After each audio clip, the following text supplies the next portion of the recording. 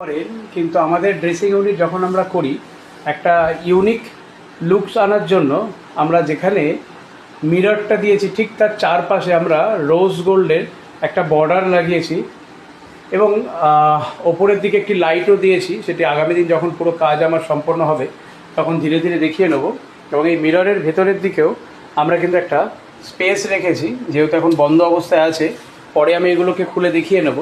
এইভাবে dressing unit, শুধু যে ড্রেসিং ইউনিট তাই নয়, ড্রেসিং ইউনিট সহ আমার পেছন দিকে একদম দেখতে পাচ্ছেন একটি ওয়ার্ডরোব, এবং ওয়ার্ডরোব এবং ড্রেসিং ইউনিট তার সঙ্গে কালার ম্যাচিং করে, অর্থাৎ প্রত্যেক কটি কাজের মধ্যেই আমরা একটা কালারের সামঞ্জস্য রেখেছি। তো শুধু ড্রেসিং ইউনিট বা ওয়ার্ডরোব সেটা নয়, আমরা এখানে যে বেড করেছি বা বেডের পেছন দিকে যে হেডবোর্ড রেখেছি তার মধ্যেও একটা কালারের যথেষ্ট সামঞ্জস্যতা রেখেছি। শুধু ঘরটা নয়, ঘর সহ এই যে ডাইনিং বলুন বা কিচেন, মডুলার কিচেন, সেই